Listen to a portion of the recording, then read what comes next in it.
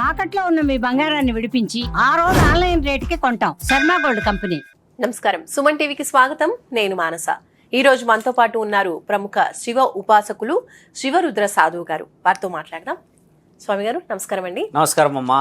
స్వామీజీ, ఇప్పుడు మహాలయ పక్షాలు ప్రారంభం అవుతున్నాయి అంటున్నారు. అది ఏ రోజు నుంచి ప్రారంభం అవుతున్నాయి? మహాలయ పక్షాల యొక్క విశిష్టత గురించి తెలియజేయండి. మహాలయ పక్షాలు అని అంటే చాలామందికి అర్థమయ్యే విధంగా చెప్తాయమ్మా. పితృపక్షాలు, పితృదోషాలు అని అంటారు. తెలంగాణ ప్రజలకు తెలియాల్సిన విషయం ఏంటంటే అమ్మా, పెత్తర అమావాస్య యొక్క మర్యాదలు. అంటే ఎందుకు మర్యాదలు అసలు, తర్వాత పితృదోషాలు మనకెందుకు, దానివల్ల దోషాన్ని మనం ఎలా పరిహారం చేసుకుంటాము. ఆలయ పక్షాలు, మహాలయ కాదు, ఆలయ పక్షాలు అని అంటే పక్షం అంటే ఏమిటి, ఆలయం అంటే ఏంటి, మహా అంటే ఏమిటి అంటే ఒక పర్టికులర్గా ఒక 4-5 గుడులు ఉన్నాయమ్మా మన దగ్గర. ఆ ప్రాంతంలోనే ఈ పిండ ప్రధాన కార్యక్రమాలే కానీ, ఈ ఆత్మశాంతి కార్యక్రమాలే కానీ, లేదనంటే ధర్మంగా 12 నెలలకు చేసేదో, లేకపోతే జ్ఞాపకార్థంగా చేసేదో, దశదిన కర్మనో, వార్షికోత్సవాలు చేసే కొన్ని గుడుల్లో భూత ప్రేత పిశాచ విముక్తి గురించి ప్రత్యేకమైన పూజలు చేస్తుంటారు చాలామంది. ఒక సాధువుగా నేను చెప్పేది ఏంటంటే, ప్రజలందరూ తెలుసుకోవాల్సింది మాకు ఎలా వస్తుంది అసలు ఈ దోషం. అవును, చాలా మంది పితృదోషం. ఇప్పుడు పితృపక్షాల్లో ప్రతి సంవత్సరం కూడా మేము మా పెద్దలకు చేయాల్సిన అన్ని కర్మలు చేస్తూ ఉన్నాము, పూజలన్నీ చేస్తున్నప్పటికీ కూడా మాకు పితృదోషం ఉందంటున్నారు అనేది చాలా మంది అడిగే ప్రశ్న. ప్రతి భారతీయ పౌరుడైనా, ప్రపంచంలో ఉన్న ప్రతి కుటుంబానికైనా తెలియాల్సింది ఏంటంటే అమ్మా, ఒక మనిషి మరణం తథ్యం. 1000 ఏళ్ళు బతికినా ఖచ్చితంగా కాటికే. మళ్ళీ పుట్టడం అనేది రాసుంది అనేది గీతా సారాంశం. పుట్టినవాడు గిట్టక మానదు అని, గిట్టినవాడు పుట్టక మానదు అనేది గీతా సారాంశం. గీతా సారాంశంలోనే పుట్టుడు చావుడు గురించి రాసిన మహానీయుడు సహజ సిద్ధమైన నీవు అంటే మీ నాన్ననో మీ తాతనో ముత్తాతనో, నేను మా నాన్ననో మా తాతనో ముత్తాతనో యొక్క ఒక పితృదోషాన్ని నా చేతుల ద్వారా దోషం సంబంధించిన నివారణ చేయగలుగుతాను. జగత్కారకుడు శ్రీకృష్ణుడు లాంటి మహానీయుడే గీతా సారాంశంలో రాశాడు.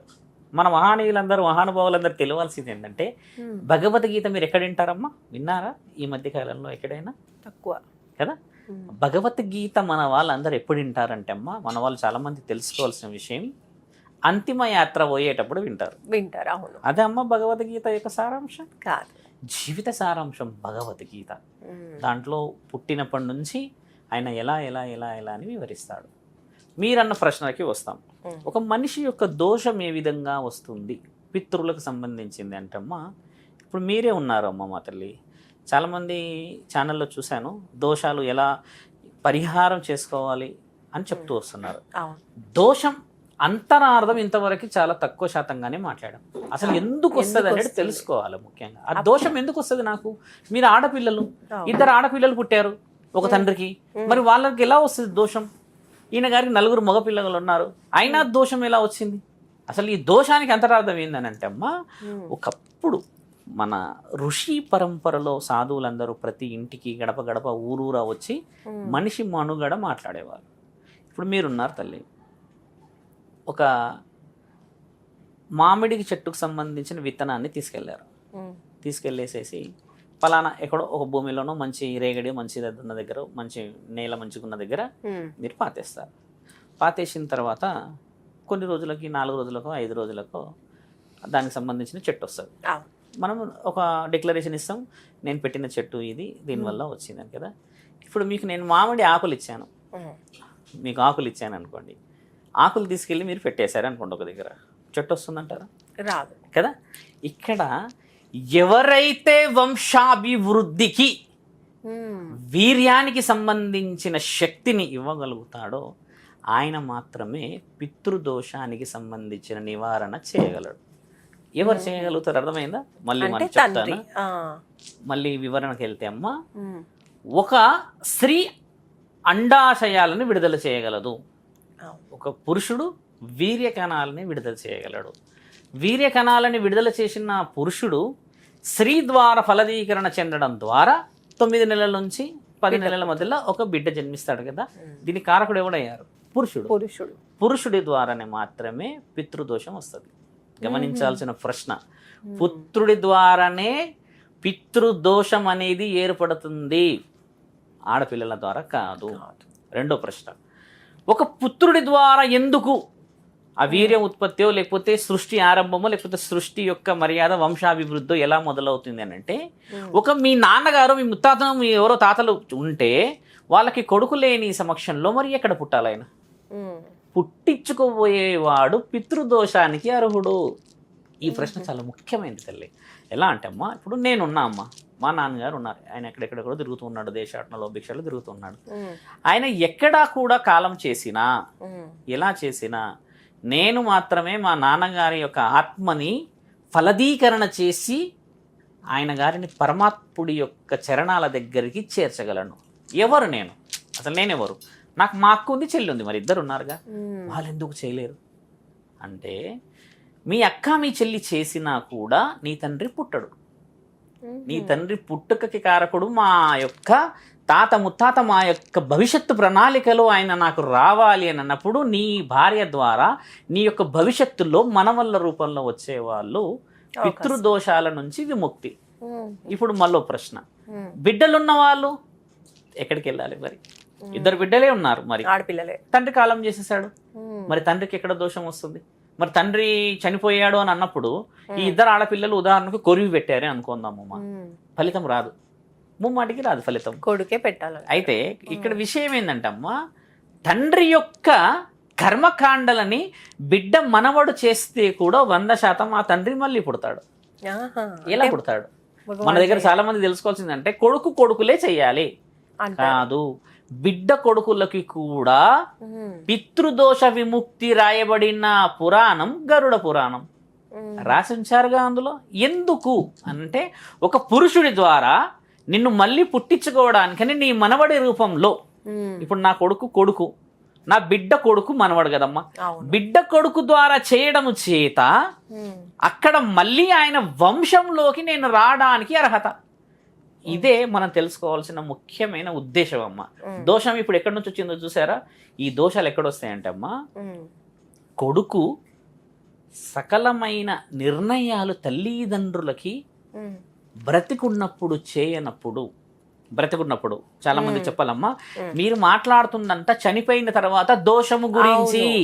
మరి నేనంటుంది ఏంటంటమ్మా, బ్రతుకున్నప్పుడు అమెరికాలో తీసుకెళ్లేసేసి కొడుకుల్ని చదివిపించేసి లక్షల కోట్లు సంపాదిస్తున్న కొడుకులు ఇక్కడ తల్లిదండ్రులని అనాథాశ్రమంలో పెట్టి నరకయాతనతోని క్షణము చంపుతున్న వాళ్ళకి మరి ఏ దోషం ఉన్నది?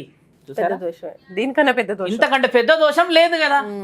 ఎంతమంది ఈరోజు భార్యాభర్తలు వాళ్ళ పిల్లలు ఈ రోజు కాకపోతే రేపు కాకపోతే ఏ రోజు మమ్మల్ని ఇంటికి పిలుస్తారనో, లేకపోతే మంచి మర్యాదలు ఏదైనా చేస్తారేమో, లేకపోతే ఇంకేదైనా మమ్మల్ని కనీసం ప్రేమగన్నా పిలుస్తారేమో, మనమల్ల దగ్గరకన్నా తీసుకెళ్తారేమో, మనమరాళ్ళతోనన్నా ఆటలాడిస్తామని చెప్పి వీధి చివరన వచ్చి నిలబడి ఇంటి వైపు చూస్తున్న ఎంతమంది తల్లిదండ్రులు లేరు ఇక్కడ.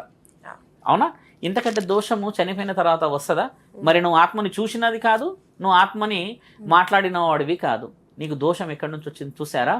నీవు పుట్టిన తర్వాత నీ యొక్క పుణ్యమైన కార్యక్రమాలని నిర్వర్తించకుండా ప్రతిరోజు ఘోషణ పడతారు కదా ఆ తల్లిదండ్రులు, అలాంటి కొడుకులకి పితృదోషాలు వస్తాయి. ఇది ముమ్మాటికి రాయబడ్డ చరిత్ర అమ్మ. మీరు కూర్చొని ఛానల్లో మాట్లాడట్లేదు. చాలా మంది ఆధ్యాత్మికవేత్తలు, సాధువులు, గురువులు, పురోహితులు, పీఠాధిపతులు కూడా ఎక్కువ శాతం ఏం చెప్తారంటమ్మా, నీ బాధ్యతలను నీవు నిర్వర్తించకుండా ఎక్కడి నుంచి వస్తుందమ్మా దోషం? బ్రతుకున్నప్పుడు నీవు ఇంత కారం ముద్ద పెట్టడానికని ఆలోచించిన నీవు కాలం చేసినాక యాటలు, నాటుకోళ్లు, 10 రకాల పిండి వంటలు, ఓ పెద్ద పందిరి, దశ దిన కర్మ, వార్షికోత్సవము, 2వ వర్ధంతి 3వ వర్ధంతి అని పెట్టిన ఆ యొక్క సమావేశంలో ఆత్మ ఉంటుందా? ఉండదు. బతుకున్నప్పుడు ఏం ఆశించారు? పిలవడం, మాట్లాడడం, పెట్టడం, తినడం, నలుగురితో కూర్చోవడం, గౌరవ మర్యాదలు. అలాంటి మర్యాదలు ఇయ్యలేని వాళ్ళ ఇంట్లో ఖచ్చితమైన పితృదోషం ఎందుకు ఉంటుందని అంటే, నేను నిన్ను పున్నమ నరకాల నుంచి కాపాడుతావని పుట్టించుకుంటే నీవు చదువులు, ఉన్నతమైన స్థితిగతులను అనుభవించి నీ జీవిత లక్ష్యాలను నీవే అనుభవించే విధంగా వెళ్ళి మేము నీకు బిడ్డ మరి ఏంది పరిస్థితి అని అంటే మా గుండెలపై తంతావా, మమ్మల్ని బాధ పెడతావన్న క్షణమే కదా అత్యంత ముఖ్యమైన దోషం. ఇప్పుడు పురోహితుల పాత్ర మాట్లాడతాం, సాధువుల పాత్ర మాట్లాడతాం. మేమేం చేయగలం? మీరు దోషం ఉంది స్వామి అని అంటే నీ యొక్క తప్పుని నీవు తెలుసుకునే విధంగా ఎందుకు చేయాలి? అసలు మహాలయ పక్షాలు లేకపోతే ఈ తెలంగాణ ప్రాంతాలు చేసుకుంటున్న పెత్తర అమావాస్య కార్యక్రమాలు ఎందుకు? ఎంటైర్ ది ఇయర్ అంటే 12 monthsలో ఇప్పుడే ఎందుకు వచ్చింది అని అంటే అమ్మ, పరమాత్ముడు కూడా ఏం చేస్తాడనంటే దేవాది దేవతలు అడుగుతారు. మనందరం అమ్మ శరీరాలు మాత్రమే మానవ శరీరాలు, బంధాలు కదా. భవబంధాలకి అధిపతి మహాముఖంటి. ఇందులో ముఖ్యంటి పాత్ర చాలా బలమైనది. ఆయన ఎందుకు భవబంధాలకి అధిపతి? స్థితి లయకారకుడు. స్థితి అంటే ఏందమ్మా? ఇప్పుడు ఈరోజు మనం అనుభవిస్తున్న ఈ బట్టలే కానీ, ఈ ఇప్పుడున్న ఈ ఏసీ కానీ కదా. లయ అంటే ఏం తెలుసమ్మా? లయకారకుడు అని అంటారు. లయ అంటే అమ్మా ఆత్మ పుట్టుకకి కారకుడైన. ఆత్మ అంటే లయ. లయ అంటే ఏందమ్మా? ఇట్ ఈస్ యువర్ పల్స్, నీ సెన్స్. ఇప్పుడు మనము అబ్నార్మల్గా ఉంది బెడ్ ప్రెషర్ అంటాం కదా. నిన్ను పుట్టించడానికి ముందే ఆయన ఆత్మని అగ్నిలింగంలో పుట్టించి నిన్ను 9 నెలలు ఎలా నీ తల్లి గర్భంలో మోస్తావమ్మా, అలా అగ్నిలింగాన్ని బాగా వేడి చేసి ఒక ఫలదీకరణ చెందిన తర్వాత ఆత్మని తీసుకెళ్ళి ఆత్మలింగంలో వేస్తాడు. గోకర్ణ మనకు తెలిసిందేగా ఆత్మలింగం ఉంది. ఆయన అక్కడ ఆత్మలింగాన్ని వేసిన తర్వాత అప్పుడు మానవ శరీరాన్ని పరమాత్ముడు అడిగే మాట, న్యాయబద్ధముగా నిన్ను ఒక స్థితిగతులకు సంబంధించిన నిర్ణయాన్ని చేశాను. సృష్టిలో కొన్ని బాధ్యతల నిమిత్తం నిన్ను ఈ వంశానికి సంబంధించిన అంశంలో పుట్టిస్తున్నాము అని ఒక పెద్ద మనిషిని అప్పచెప్తాడు. పోలేరమ్మ, ముత్యాలమ్మ, నల్లపోచమ్మ, ఎల్లమ్మ తల్లి, భవానీమాత, కాళికామాత వీళ్ళ దేవుళ్ళు ఉన్నారు కదా. ఒక దేవత బాధ్యత తీసుకొని ఆ దేవత ఆ వంశాన్ని అభివృద్ధి చేస్తుంది. ఇక్కడ దేవత బాధ్యత తీసుకున్న వివరణని అంశ అంటారు మన దగ్గర. ఆ వంశంలో నుంచి నీ వంశం వస్తుంది. ఇప్పుడు నీవు చేయాల్సిన బాధ్యతలన్నీ చేయకుండా ఇంకేదో చేస్తావు కదమ్మా. ఇప్పుడు దేవుడి పాత్ర ఎందుకు వస్తుంది ఇక్కడ అనంటే, నీవు చనిపోయిన తర్వాత నీ జీవితంలో చేసిన తప్పులన్నీ గుర్తుకొస్తాయి కదా. అమ్మా నాన్నలను చూసుకోలేవు, భార్య పిల్లల్ని చాలా ఇబ్బంది పెట్టావు, మద్యం మాంసం కామంతో కొన్ని విశేష వివరణలు కోల్పోయావు. మొత్తానికైతే నువ్వు మనశ్శాంతి లేకుండా సచ్చావు అనుకుందాం తల్లి. ఆ పాడ మోసేటప్పుడు కొంతమంది అంటారు చాలా బరువు అయింది ఈ శరీరం ఎందుకు అని అంటారు. కొంచెం స్పష్టంగా మనం మాట్లాడితే అమ్మా, కొన్ని శరీరాలు చనిపోయిన తర్వాత ఇట్లా బరువు అవుతాయి తల్లి అంటారు. చాలా బరువు అయిపోయింది చనిపోయినాక అని అంటారు. కొన్ని అంటారు మనిషి మొత్తం ఇట్లా పీక్కపోయినట్టు అయిండు, మొత్తం చనిపోగానే ఇట్లా లైట్గా అయింది అంటారు కదమ్మా. ఇందులో ఒక అంతరార్థం దాగుంది. ఎక్కడైతే ఆ శరీరం బరువు ఎక్కుతుంటుందమ్మా అక్కడ బాధ్యతలు దోషాలు ఉన్నాయని అర్థం. ఆ శరీరం వదిలిపెట్టి పోవడం ఆ శరీరంలో ఉన్న ఆత్మకి ఇష్టం లేదు అని అర్థం. పరిపూర్ణమైన చావు చనిపోయిన వాళ్ళు ఇక చాలు అని కొంతమంది ప్రశాంతంగా ఉంటారు. ఈ మధ్య అది చెప్పవచ్చో చెప్పకూడదు కానీ కోటా శ్రీనివాసరావు గారు చనిపోయినప్పుడు బాబు మోహన్ గారు ఒక మాట అన్నారు, కోటన్నలాగా నేను నిద్రలోనే చచ్చిపోవాలని నా కోరిక అన్నారు. నిద్రలోనే చనిపోయాడు అని అంటే ఆయనకి ఎలాంటి నొప్పిలు లేకుండా తీసుకెళ్ళిపోయాడు. ఆయన కొన్ని మంచి పనులు చేసి ఉండవచ్చు, కొన్ని చెడ్డ పనులు చేసి ఉండదు. ఏదేమీ చేసినా కూడా పోయేటప్పుడు మాత్రం ఆయన నిమ్మలంగా వెళ్ళిపోయాడు అనేది ఆ బాబు మోహన్ గారు యాక్టర్ గారు చెప్పిన విషయం. ఇలా ఎందుకు తెలుస్తాయంటమ్మా? ఫస్ట్ హింటే నీ ఇంట్లోనే తెలిసిపోతుంది. పెద్ద మనుషులు చెప్తారు ఎందుకు మనిషి ఒకలాగా అయిపోయాడు. కొంతమంది గ్రహణం రోజు, అమావాస్య రోజు, పౌర్ణమి రోజు, ఆదివారం, మంగళ, బుధ, గురులో చనిపోయిన వాళ్ళని చాలా తొందరగా తీసుకెళ్ళిపోవాలి అని అంటారు. ఆత్మఘోషణ ఉంటుంది అని కొంతమంది పెద్ద మనుషులు చెప్తారు. ఇప్పుడు ఏం చెప్తున్నా అంటమ్మా, ఒక ఆత్మఘోషణని వినబడడానికని పరమాత్ముడు శ్మశాన వాటికలో కూర్చుంటాడు. ఇది ప్రశ్న కూడా చాలా విలువైనది, బలమైనది. శివుడు శ్మశాన వాటికలో కూర్చోవడానికి ఇప్పుడు మీరు అన్న ప్రశ్నకు అంతరార్థం ఏంటంటమ్మా, ఆయన పుట్టించుకున్నాడు కాబట్టి ఆయన గారు శ్మశానంలో ఆయన పిల్లల్ని దగ్గరికి చేర్చుకోవడానికి కూర్చుంటాడు. ఎందుకంటమ్మా మనిషి చనిపోయిన తర్వాత నిజాలు తెలిసిపోతాయి. నువ్వు తప్పు చేసావని, నువ్వు ఇంకేదో చేసావు ఎలా తెలుస్తుంది గురువు గారు అని కూడా అనవచ్చు. ఇప్పుడు నేను ఆత్మను చూడలేదు, మీరు ఆత్మను చూడలేదు అనుకుందామమ్మా. ఒక ఆత్మ పరమాత్ముడికి సంబంధించింది అయినప్పుడు మరి అది తప్పు చేసిందా తప్పు చేయలేదా మనకు ఎలా తెలవాలి అని అంటే మన చేతిలోనే ఫస్ట్ హింట్ ఉంది. దానికి ఎలాంటి రంగుతో ఉన్న దుస్తులు దుడతామమ్మా? మనం ఎలాంటి రంగుతో ఉన్న దుస్తులు దుడతాము? ఒక శవానికి తెల్లది అంటే you are a purified personality after death. నువ్వు పవిత్రుడు అయిపోయావు ఇంకా, అందుకని తెల్లది చుడతారు. అంటే ఆత్మ యొక్క రంగు తెలుపు. నువ్వు వెళ్ళేపోయే ఆ యొక్క పరమాత్ముడి దగ్గరికి వెళ్ళేది ఏంటంటే నిజంతో వెళ్ళాలి. అబద్ధం అనేది లేదు కాదు. అబద్ధం అనేటిదో మంచో చెడో జీవితం అనేది స్వార్థంతో గడిచిపోయినా ఇక పైన నీకు ప్రశాంతత, దానికి మొట్టమొదటి గుర్తే తెలుపు రంగు. అలా పెట్టిన తర్వాత పరమాత్ముడు దగ్గరికి తీసుకున్నాకమ్మా ఈ 7 రోజులు అంటే మన దగ్గర 7 9 రోజులు పాటిస్తారు. ఈ సమయమే ఎందుకు ఇచ్చారు మనకి? మరి గురుగారు ఈ మహాలయ పక్షాలలో ముఖ్యంగా పితృదేవతలకి సంబంధించి పాటించవలసిన విధి విధానాల గురించి, చేయాల్సిన పూజా విధానాల గురించి తెలియజేయండి. పూజా విధానాలు, విధి విధానాలు మీరు అన్నట్టుగా మీరు ఇందాక మనం మాట్లాడుకుంటున్నప్పుడు చాలా ఖర్చుతో కూడుకున్న పూజ అని, లేకపోతే కొన్ని అవసరాల నిమిత్తం చేసే పూజ అని. ఈ పితృదోషాలు అనేది మన దగ్గర ఉన్నప్పుడమ్మా మనకు తెలిసే మొట్టమొదటి ఆలోచన కుటుంబం.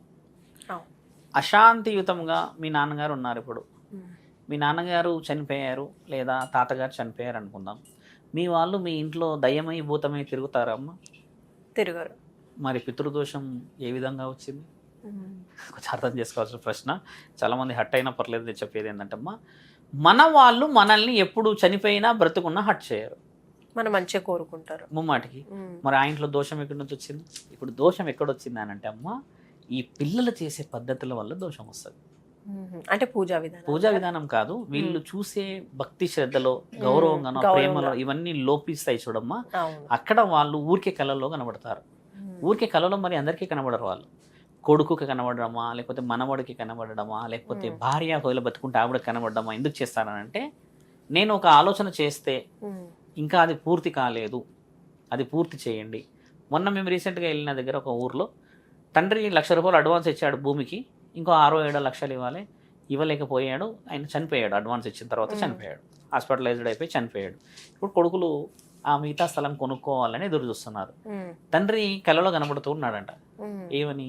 స్థలం కొనకూడదు అని కనబడుతున్నాడంట. తండ్రి ఆలోచనలు ఏంటంటే, ఆ స్థలం కొనుక్కున్న తర్వాత నాకేం కలిసి రాలేదనో, లేకపోతే ఆ స్థలం వల్ల ఏదైనా ప్రమాదం ఉందో అని ఆయన గారు, నేనే లేని సమక్షంలో నా పిల్లలు దాన్ని డీల్ చేయగలుగుతారా, దాన్ని వాళ్ళు వెళ్ళి ఆ పొలం 2 ఎకరాలు 3 ఎకరాలు తీసుకొని ముందుకు పోగలుగుతారు అంటే కొంచెం గొడవల పంచాయతీలు ఉన్న స్థలం అది.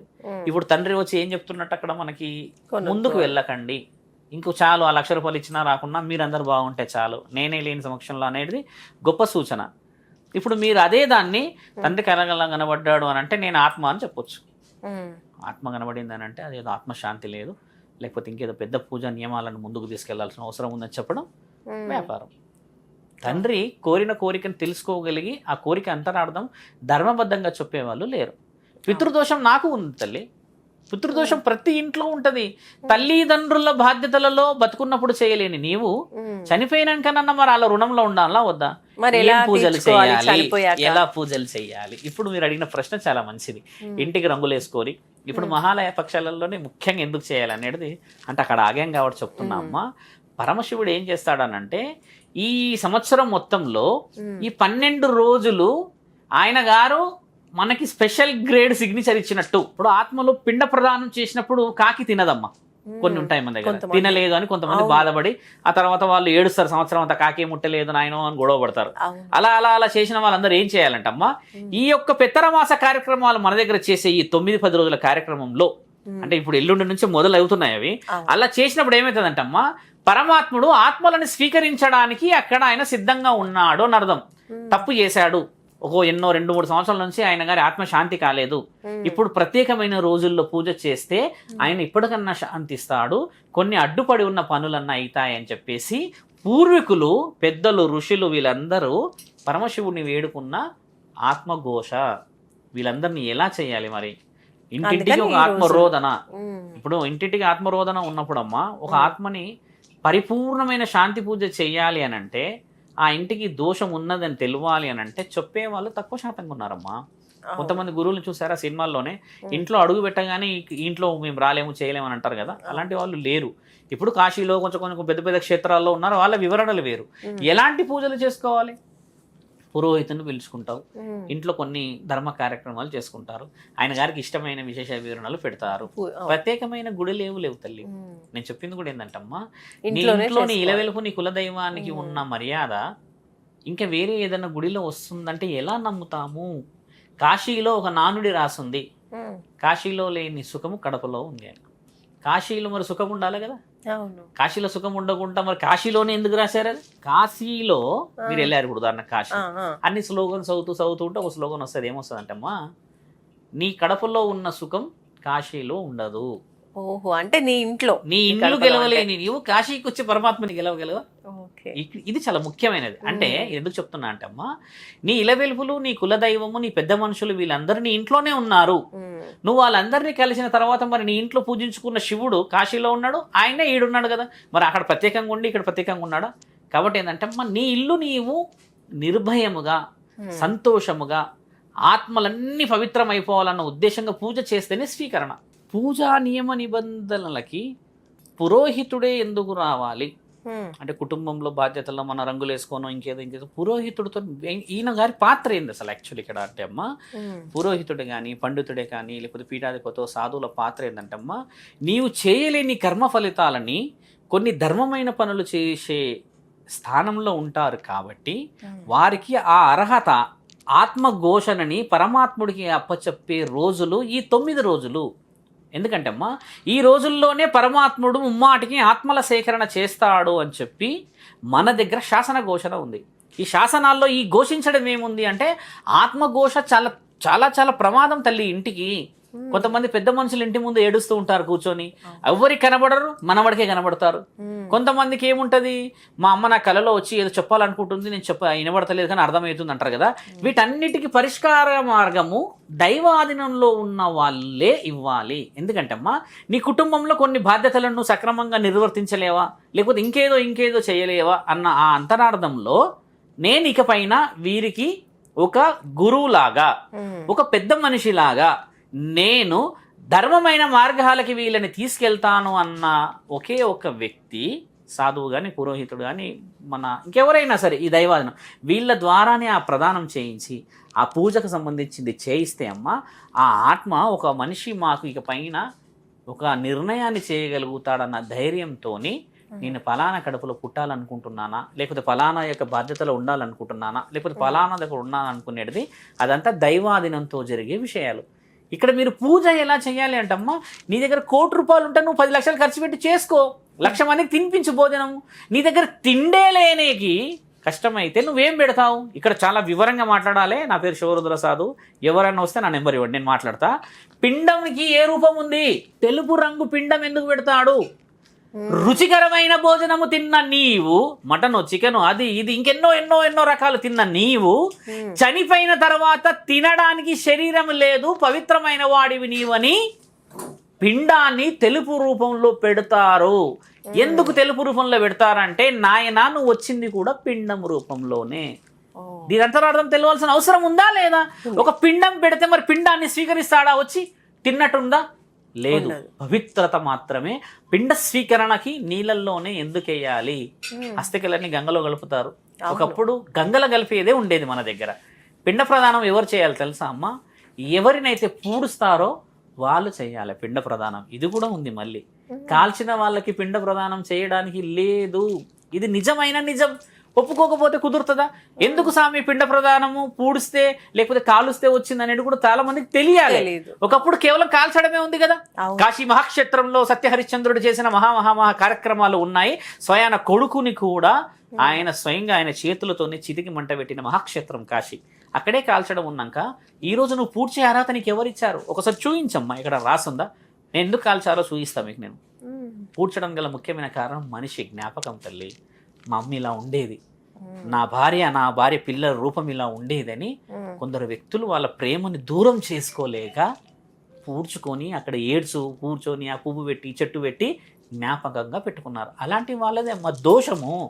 కాల్చేస్తే నేను మళ్ళీ ఆ శరీరంలోకి పోలేను అని చెప్పి ఆ కాటి మీద కాలుతున్న శరీరాన్ని చూసి అక్కడి నుంచి పరమశివుడి చేతులకు వెళ్ళిపోతుంది. ఇది రాసున్న అది మహాక్షేత్రం మన దగ్గర ప్రతి పెద్ద క్షేత్రాల దగ్గర రాసున్నదమ్మా. అది మనం చదువుకోము.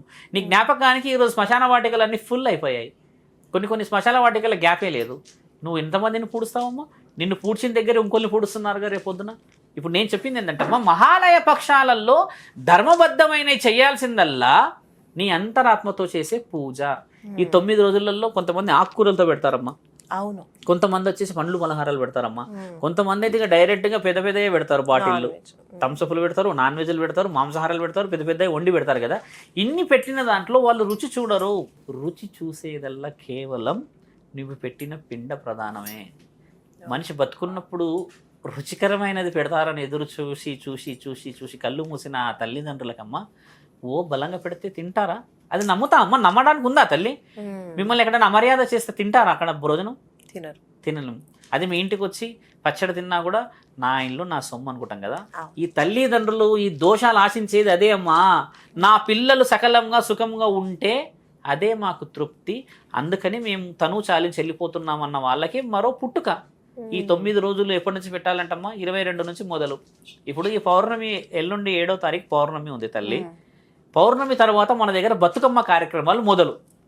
ఇప్పుడు ఎల్లుండి పౌర్ణమి తర్వాత అంటే 7వ తారీఖు తర్వాత అమ్మ మీరు ఎప్పటికైనా పెట్టుకోవచ్చు 2వ తారీఖు వరకు. అంటే మన దగ్గర సుమారు ఎంత లేదన్నమ్మా 25-26 రోజుల గడువు ఉంది ఈ పిండ ప్రదానాలు చేసుకోవడానికి. ఎందుకు చేసుకోవాలి, పూజ ఎలా చేసుకోవాలి అనేదమ్మా నీ ఇష్టం. అది పూజలు చాలామంది గురువులు, చాలామంది మన సాధకులు అందరూ చెప్తున్నారు కదా, వాళ్ళు చెప్పేది కూడా అంతరార్థం అదే. నేను చెప్తుంది ఏంటంటే అమ్మా, ఒక దోషం నీకు ఎలా వచ్చింది అసలు? ఆ దోషం పితృదోషము నీకు నీ కొడుకులకు పిల్లలకి ఎలా వచ్చింది అసలు? దాని అర్హత ఏమిటి? దాన్ని దయ్యాలు అంటున్నారు, భూతాలు అంటున్నారు, శాంతి పూజలు అంటున్నారు కదా. నీ కుటుంబంలో ఉన్న వ్యక్తులు నేను ఎప్పుడు ఇబ్బంది పెట్టరమ్మా. ఒక కొడుకు ద్వారానే ఎందుకు అంటే పురుషుడు మాత్రమే సృష్టిలో మొదట పుట్టినవాడు. పురుషుడు సృష్టిలో మొదట పుట్టినవాడు. సంధ్య అనే ఒక అమ్మాయి అంటే ఒక తల్లి మొట్టమొదట పుట్టిన స్త్రీ శరీరం సంధ్య. ఈ సంధ్య అనే ఆ వ్యక్తే అరుంధతి మాత, ఆ వ్యక్తే సతీ సావిత్రి. ఈ ముగ్గురు ఒకే వ్యక్తులు. సృష్టి ప్రారంభానికి ఆరంభానికి సంబంధించిన వ్యక్తి నియమ నిబంధనల్లో పరమాత్ముడు ఎక్కడ తప్పు చేయలేడు, మనం చేసుకున్న తప్పులకి. కాబట్టి మహా ఆలయ పక్షాలు తెలంగాణ ప్రజలందరూ చేసేదేమో 9 నవరాత్రుల్లో వాళ్ళ కుటుంబం, వాళ్ళ యొక్క మాంసాహారాలు లేకపోతే కళ్ళు శాఖలు పెట్టుకొని వాళ్ళ నియమాలు. ఆంధ్ర ప్రజలు చేసేదంతా మహాలయ పక్షాలు, అది చేసేది సంక్రాంతికి కూడా చేస్తారు. ఇప్పుడు మళ్ళీ ఈ నెల రోజుల కార్యక్రమం కాకుండా సంక్రాంతికి కూడా చేస్తారు. మొన్న పోయిన అమావాస్య ఒకటి పోయింది గుర్తుందమ్మా, లాస్ట్ మంత్. ఆ పోయిన అమావాస్యకు కూడా చాలామంది ఆత్మశాంతులు చేసుకున్నారు. ఎందుకు కొంచెం డెప్త్గా చెప్తున్నా అంటమ్మా, మనం పొరపాటులో ఉన్నాము. మన పూర్వీకులు మనకి ఏమి ఇస్తున్నారో తెలుసుకోవట్లేదు. ఇప్పుడు పూజ చేసుకోవడం తప్పు కాదు, 1,00,000 కాకపోతే 10 లక్షలు పెట్టమ్మా. నీ తప్పు మరి పోయిందని రుజువులు ఉన్నాయా? మనం వాళ్ళు ఏం చేస్తారంటే అమ్మా, ఇల్లు కట్టినప్పుడు పెద్దవాళ్ళకి పెట్టరు. ఒకటి, ఇంట్లో ఏదైనా శుభకార్యం చేస్తే పెద్దవాళ్ళకి పెట్టరు. 2, ఇంకోటి ఏదైనా పండగలు అయితే పెద్దవాళ్ళకి పెట్టరు. 3, మన వాళ్ళు పెట్టేది ఎప్పుడు తెలుసా అమ్మ, పెతర అమావాస్య అని అంటే ఖచ్చితంగా పెట్టాలి అని ఒక బాధ్యతగా ముందుకెళ్ళిపోతారు. అది చేయకూడదు అంటున్నాను. ప్రతిసారి పెద్దవాళ్ళని గుర్తు చేసుకుంటే మరి వాళ్ళ ఆత్మశాంతి కాదా? అవునా కదా తల్లి? కాబట్టి మహా ఆలయ పక్షాలు పెత్తర అమావాస్య కార్యక్రమాలు కొంచెం డీప్గా పోవాల్సింది. పురుషుడి ద్వారానే ఎందుకు అవుతుంది అని అంటే, ఆ పురుషుడు పెట్టిన తర్వాత నీకు మళ్ళీ ఆ వంశంలో పుట్టే అర్హత ఉంటుంది. ఆడపిల్లలు పెట్టారు చాలామంది, మీరు అన్నట్టుగా ఆడపిల్లలు కూడా కొంతమంది పెడతారు. కానీ ఆత్మ మీరన్న దగ్గర శాంతి కాదు.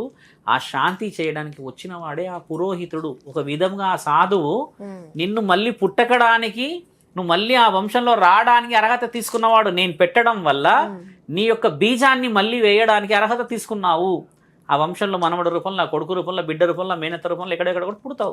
కాబట్టి పుట్టడానికి కారకుడు కావాల్సింది పురుషుడే చేయాలి. అది కొంతమంది మధ్య అడిగారు, 4 ఆడపిల్లలు చేశారంట తండ్రి చనిపోతే, బాధపడుతూ అలా నన్ను అడిగితే అమ్మా, అంటే కొంతమంది బాగా ఇబ్బంది పడ్డా కూడా మళ్ళీ పుట్టడానికి అవకాశం ఉన్న జీవితాలు అమ్మా ఇప్పుడున్న సమాజం.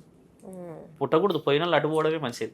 ఆ పక్షాలు ఈ పక్షాలన్నీ మళ్ళీ పుట్టడం, ఈ సమాజంలో జరుగుతున్న దాష్టికాలు చూడడం, ఈ భూకంపాలు రావడం, ప్రతి క్షణం భయపడుతూ చావడం, ఎక్కడ ఏమిదో బయటికి పోయిన పిల్లలు క్షేమంగా రాకపోవడం, ఇంత భయంతో బతికే ఆ బతుకు కంటే అమ్మా ప్రశాంతమైన ఆత్మలై తిరగడం బెటర్. ఆలోచించండి. కాబట్టి సమాజం చాలా తెలుసుకోవాల్సిన విషయాలమ్మా. మహాలయ పక్షాలు మీ సంబంధించిన వాళ్ళందరూ కూడా చేసే విషయాలు తెలుసుకొని, పురోహితుల సలహా చాలా ముఖ్యమైనది. సాధువులేదని కాదు, వాళ్ళు ఒక నియమాలతో చేస్తారు. పిండం పెట్టడానికి అర్థమైందో తెలుసా అమ్మా? ఆ తెలుపు ఎందుకు పెడతారో ఇప్పుడు అర్థమైందా? ఆ పిండానికి అర్థం ఏంటంటే, నువ్వు చనిపోయిన తర్వాత రుచి చూడలేవు, దాని మీద ఇలా నీళ్లు పోసి ఇలా పోయిస్తారు, ఏం తీసుకెళ్తావు? ఆ పిండం కూడా తినలేవు. వచ్చింది నువ్వు అలానే, కాబట్టి పోయేది కూడా అదే రూపం. ఇప్పుడు అండం వచ్చి పిండం వచ్చి కలిస్తేనే బ్రహ్మాండం. ఈ బ్రహ్మాండం అంటే ఆత్మ ఫలదీకరణ చేసిన వాడు ఎవరమ్మా? మహనీయుడు. కాబట్టి ఆయన ద్వారానే అండం పిండం కలిస్తే బ్రహ్మాండం అవుతుంది. ఇది మీరు చెప్పిన ప్రశ్న అమ్మా. ధన్యవాదాలు గురువుగారు. నమస్కారం. చూస్తున్నారు కదండి, అంటే అసలు మహాలయ పక్షాల్లో మనం పితృతర్పణాలు చేయడం, పితృలకు సంబంధించినటువంటి పితృదోషాలకు సంబంధించినటువంటి పరిహారాలను చేస్తూ ఉంటాం. అయితే ఆ దోషాలు ఎలా వస్తాయి ముందుగా, అసలు అంటే బ్రతుకున్నప్పుడు తల్లిదండ్రులను చక్కగా చూస్తే కనుక ఈ దోషాలు అనేవి రావు అనేది మనకి శివరుద్ర సాధువు గారు తెలియజేస్తూ ఉన్నారు. చూస్తూనే ఉండండి సుమన్ టీవీ. నమస్కారం.